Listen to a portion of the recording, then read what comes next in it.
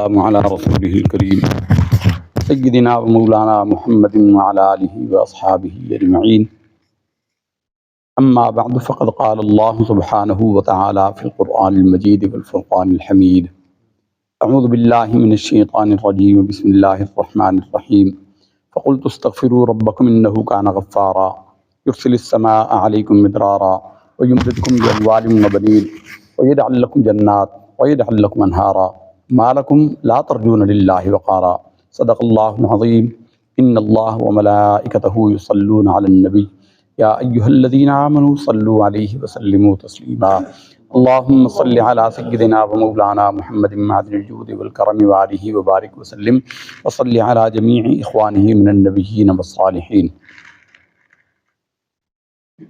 محترم حاضرین کرام اور سامعین محفل، آج 14 شعبان المعظم ہے اور معروف طریقے پر جمہور کے مطابق آسمانی کیلنڈر کی آج آخری دن ہے اور آج رات اگلے سال کی پہلی رات ہوگی. یہ شب برات کہلاتی ہے. برات عربی زبان میں براءت ہے. براءت کا معنی بری ہونا ہے، اور حدیث شریف کے اندر بیان ہوا ہے کہ اس رات میں اللہ تعالیٰ قبیلہ بنو کلب کی بکریوں کے بالوں کے برابر، اور یہ وہ قبیلہ ہے جس کے پاس حربوں میں سب سے زیادہ بکریاں تھیں، تو قبیلہ بنو کلب کی بکریوں کے بالوں کی تعداد کے برابر لوگوں کے نار جہنم سے رہا کرتا ہے. اس لیے لیلۃ البراءہ اسے کہا جاتا ہے. لیلہ کو فارسی میں شب کہتے ہیں تو شب براءت کہا گیا، اور کثرت استعمال سے یعنی زیادہ استعمال سے براءت سے برات ہو گیا. بہت سارے لوگ اس کو اردو والی برات سمجھتے ہیں، یعنی شادی والی رات. یہ اس کا کوئی معنی اس میں نہیں ہے. برات فارسی میں برات، جس کو اردو میں برات کہتے ہیں شادی والی، برات فارسی کا لفظ ہے اور اس کا معنی ہوتا ہے تقسیم، قسمت، نصیب اور مقدر. چنانچہ قرآن مجید فرقان حمید میں اللہ رب العزت نے اس رات کے بارے میں فرمایا ہے فیہا یفرق کل امر حکیم. اس رات میں فرشتوں کے ہاتھوں سارے اعمال تقسیم کیے جاتے ہیں. آج مغرب سے پہلے ہم سب کے نام عمل اللہ کے حضور اس سال کے دفتر کلوز کر دیے جائیں گے، بند کر دیے جائیں گے، اور آگے کے سال کے معاملات جو ہیں ہمارے وہ اللہ تعالیٰ فرشتوں کو حوالے کر دے گا کہ اگلے سال ان کے ساتھ یہ معاملات فرمانے ہیں. اس لیے آج جو سب سے بڑا عمل ہے آج کے دن کا وہ استغفار ہے. استغفار اتنا بڑا عمل ہے. ویسے بھی مطلقاً استغفار کا مطلب ہوتا ہے اللہ سے مغفرت طلب کرنا. لفظ استغفار کا معنی ہے اللہ سے معافی طلب کرنا، اللہ سے مغفرت طلب کرنا. مغفر کہتے ہیں، عربی میں مغفر کہتے ہیں ہیلمٹ کو. جیسے انسان ہیلمٹ پہن کر دماغ کی چوٹ سے محفوظ ہو جاتا ہے، ایسے ہی مغفرت کا لباس پہن کر اللہ تعالیٰ گناہوں سے محفوظ ہو جاتا ہے، گناہوں سے پہنچنے والے نقصانات سے محفوظ ہو جاتا ہے. قرآن مجید فرقان حمید میں متعدد مقامات پر اللہ رب العزت نے اس مضمون کو بیان فرمایا. تقریباً ہر نبی کا قرآن مجید میں وَيَا قَوْمِ اسْتَغْفِرُوا رَبَّكُمْ ثُمَّ تُوبُوا إِلَيْهِ يُرْسِلِ السَّمَاءَ عَلَيْكُمْ مِدْرَارًا وَيَزِدْكُمْ قُوَّةً إِلَىٰ قُوَّتِكُمْ وَلَا تَتَوَلَّوْا عَنْهُ مُجْرِمِينَ. ہر نبی کا یہ حضرت ہود علیہ السلام کا ہے، حضرت صالح کا بھی یہی بیان ہے، حضرت شعیب کا بھی یہی بیان ہے. قرآن مجید میں سب جگہ یہی بیان ہوا ہے. اور جو آیے مقدسہ ہم نے آپ کے سامنے تلاوت کی ہے یہ سورہ نوح کی ہے، اور حضرت نوح علیہ السلام ان سب نبیوں سے پہلے کے ہیں. وہ یہ کہہ رہے ہیں کہ میں نے اپنی قوم کو کہا کہ اے میری قوم استغفروا ربکم، اپنے رب سے استغفار کرو. یرسل السماء علیکم مدرارا ثم توبوا الیہ، پھر اللہ سے توبہ کرو. یعنی استغفار ایک الگ چیز ہے، توبہ ایک الگ چیز ہے.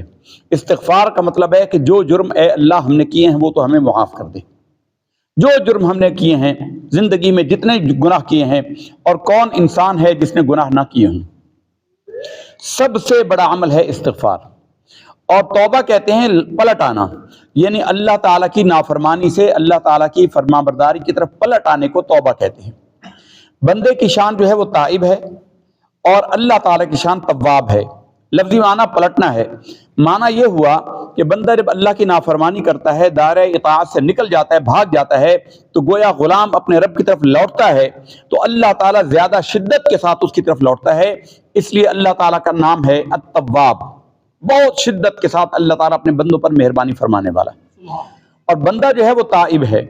اور قرآن مجید فرقان حمید میں اللہ رب العزت نے اپنے پسندیدہ ترین بندوں کی صفات جو بیان کی ہیں، ان میں پہلے نمبر پر جس صفت کو بیان کیا ہے وہ بندے کا توبہ کرنا ہے.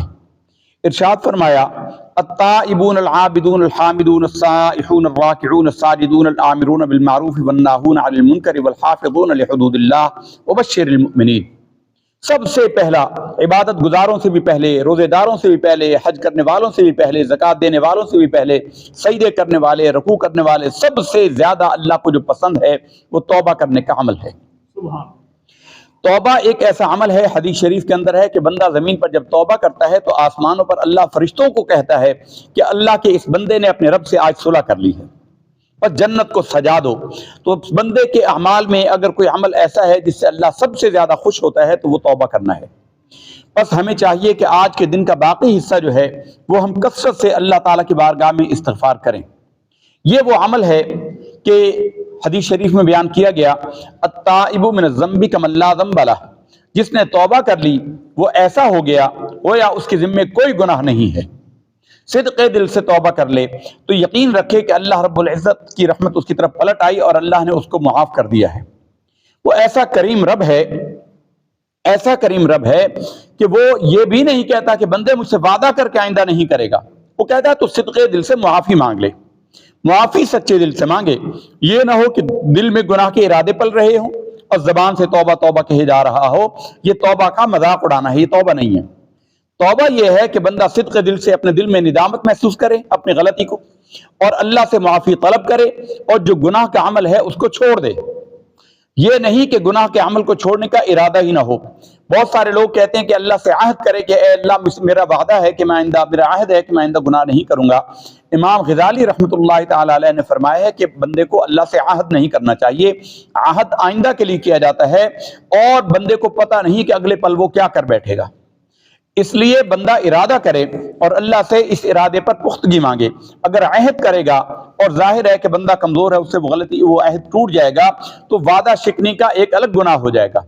اس لیے بندہ یہ کہے کہ اے اللہ میں ارادہ کرتا ہوں، تو مجھے اس ارادے پر پختگی عطا فرما، استقامت عطا فرما اور مجھے معاف فرما دے.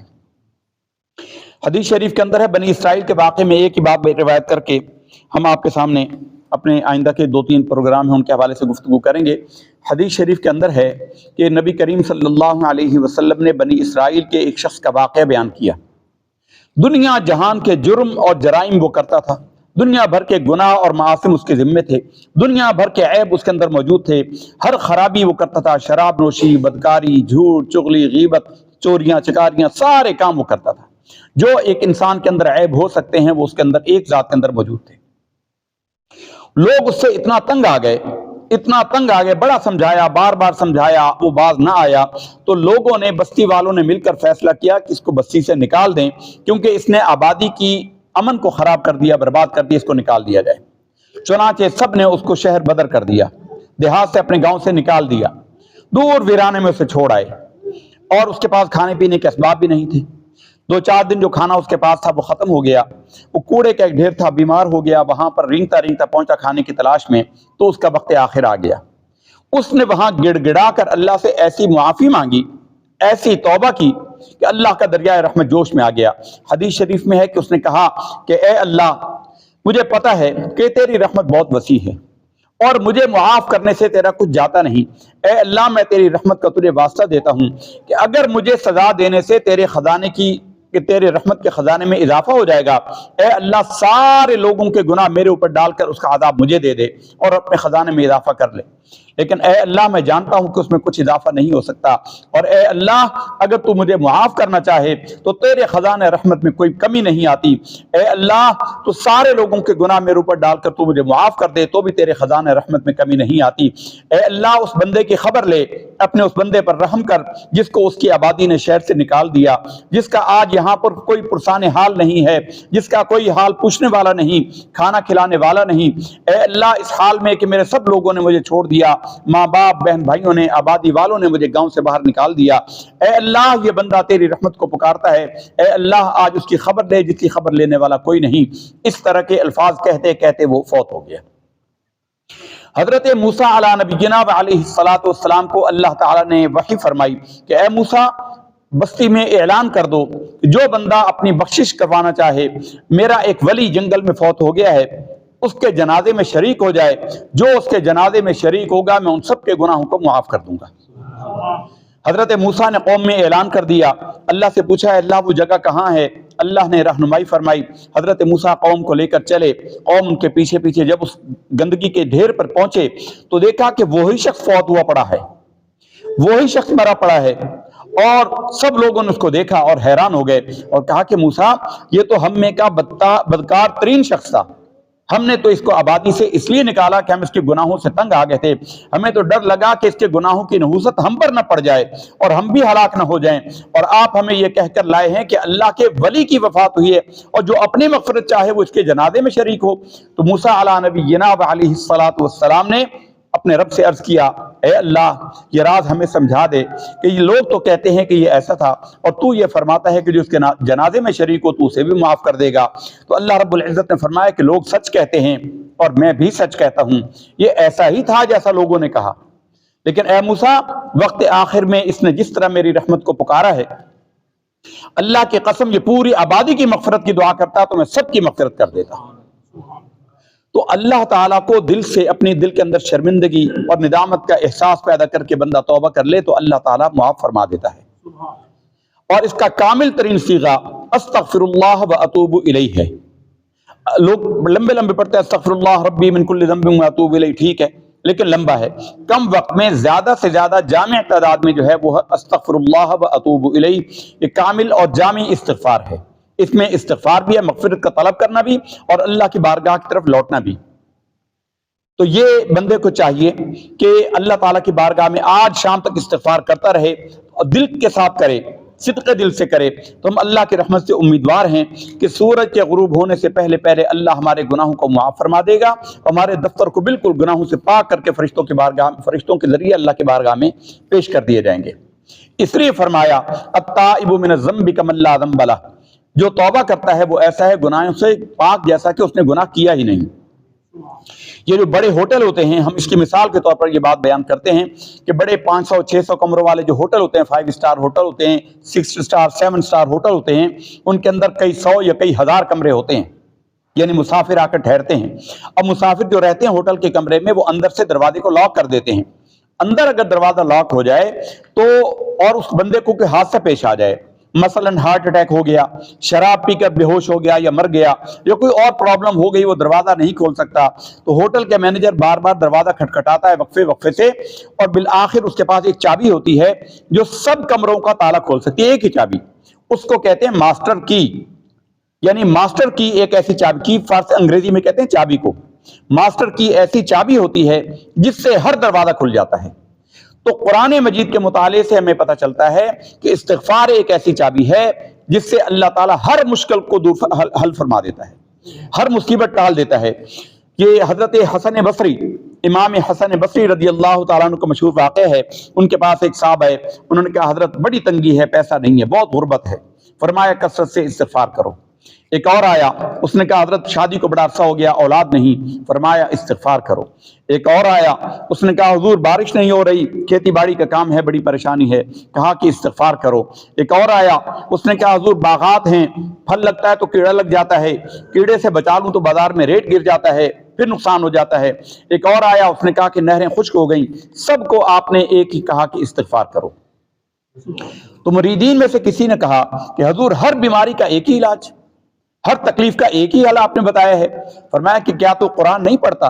قرآن میں رب نے فرمایا ہے فَقُلْتُ اسْتَغْفِرُوا رَبَّكُمْ، حضرت نوح فرماتے ہیں کہ میں نے اپنی قوم کو کہا اسْتَغْفِرُوا رَبَّكُمْ ثُمَّ تُوبُوا إِلَيْهِ، اللہ سے استغفار کرو اور توبہ کرو، وہ تم پر کیا کرے گا؟ يُرْسِلِ السَّمَاءَ عَلَيْكُمْ مِدْرَارًا، وہ تم پر شراٹے کمی بھیجے گا، موسلادھار بارش بھیجے گا، خشک سالی ختم، وَيُمْدِدْكُمْ بِأَمْوَالٍ، مال کے ذریعے تمہاری مدد کرے گا، وَبَنِينَ، اور اولاد کے ذریعے مدد کرے گا، وَيَجْعَلْ لَكُمْ جَنَّاتٍ، تمہارے لیے باغات لگا دے گا، وَيَجْعَلْ لَكُمْ أَنْهَارًا، تمہاری نہریں جاری کر دے گا، مَا لَكُمْ لَا تَرْجُونَ لِلَّهِ وَقَارًا، لوگوں تمہیں کیا ہو گیا کہ تم اللہ سے اپنے لیے وقار طلب نہیں کرتے؟ تو استغفار ہر مسئلے کا حل ہے، ہر مشکل کی کنجی ہے، استغفار کو لازم کر لو، اور آج کے دن تو ہم سب کو چاہیے کہ ہم سارا دن اس کا جتنا ہو سکے کثرت سے سمجھ کر استغفار کریں، اپنے گناہوں پر نادم ہوں، اللہ سے استغفار کریں تاکہ ہمارا دفتر جب کہ رب کے حضور پیش ہو تو اس میں کوئی گناہ باقی نہ رہے۔ ویسے بھی 3 عمل ہیں، لوگ بڑے ذکر اذکار پوچھتے ہیں، 3 اذکار ایسے ہیں جس کی ہر مسلمان کو اجازت ہے، جس کو اللہ اور اللہ کے نبی صلی اللہ علیہ وسلم نے عطا فرمایا ہے، اور وہ ہے قرآن مجید کی تلاوت، اس کو معمول بنا لے، کثرت سے درود و سلام اس کو معمول بنا لے، اور استغفار کثرت سے اس کو معمول بنا لے، پھر اسے کسی حاجت کی، کسی تکلیف کی کوئی حاجت نہیں رہتی، سب ضرورتیں اس سے پوری ہو جاتی ہیں۔ بہرحال زیادہ گفتگو کا وقت نہیں ہے، یہ رمضان المبارک سے پہلے سیکنڈ لاسٹ یہ ہے۔